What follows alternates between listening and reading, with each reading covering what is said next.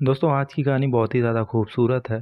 कमाल की कहानी है, आर के नारायण जी ने लिखी है, एन एस्ट्रोलॉजर्स डे। तो चलिए शुरू करते हैं। तो इस कहानी का मेन कैरेक्टर है एस्ट्रोलॉजर, जो अपनी एक छोटी सी शॉप सेट करके एक बिजी मार्केट में बैठता है। वहाँ पर सस्ते खाने की चीज़ें मिलती हैं, बहुत सारी वैरायटी है सस्ते खाने की। लेकिन ये जो एस्ट्रोलॉजर है वो एक फ्रॉड है। ये यहाँ पर दूसरे फ्रॉड्स के साथ बैठकर अपना बिजनेस चला रहा है। पूरे मार्केट में जितनी भी शॉप्स हैं सब पर लाइटें लगी हुई हैं, सिवाय इस एस्ट्रोलॉजर के। इसके पास कोई भी लाइट नहीं है। ये लाइट भी दूसरे व्यापारियों से बोरो करता है, उनकी लाइट इस पर पड़ती है। असल में इस एस्ट्रोलॉजर का कभी भी एस्ट्रोलॉजर बनने का कोई इंटेंशन नहीं था। ये सालों पहले अपना गांव छोड़कर सैकड़ों मील दूर यहाँ पर आकर बस गया था।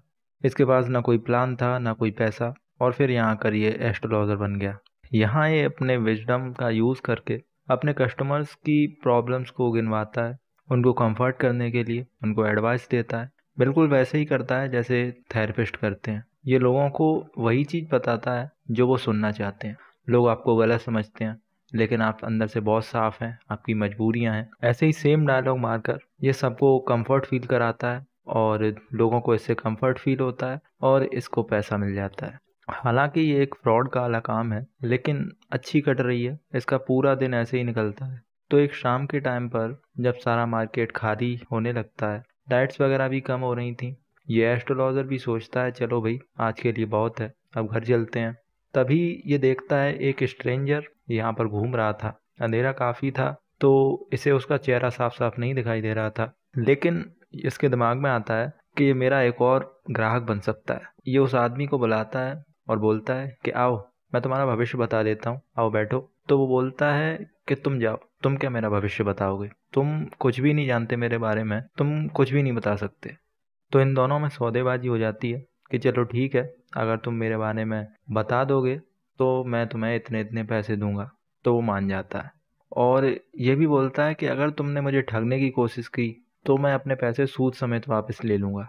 तो वो स्ट्रेंजर राजी हो जाता है और बैठ जाता है। लेकिन तभी क्या होता है कि ये स्ट्रेंजर अपनी सिगार जलाता है, तो उस रोशनी में एस्ट्रोलॉजर को इसका फेस दिखता है। उसका फेस देखते ही एस्ट्रोलॉजर डर जाता है और बोलता है कि भाई तुम यहाँ से जाओ, मुझे तुमसे कोई काम नहीं है।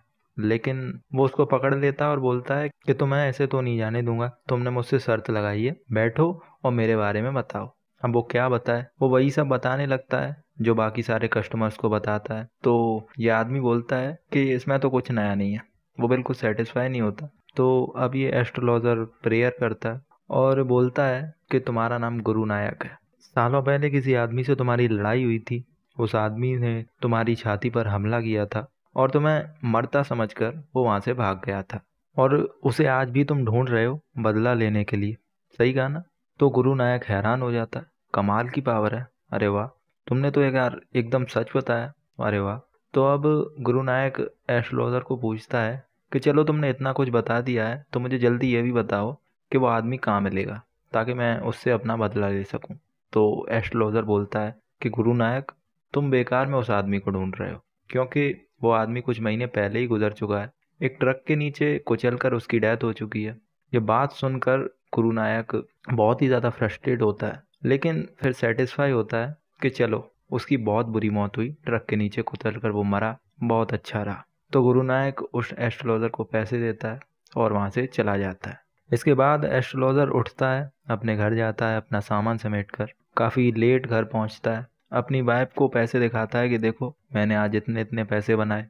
तो उसको तभी ध्यान आता है कि गुरु नायक ने उसे पूरे पैसे नहीं दिए जितना उसने वादा किया था। तो वो अपनी वाइफ को बताता है। इसके बाद फिर वो एस्ट्रोलॉजर रात में डिनर करके अपनी वाइफ के साथ बिस्तर पर लेटा हुआ होता है। तो वो अपनी वाइफ से बोलता है, आज मेरे कंधों से बहुत बड़ा बोझ उतर गया।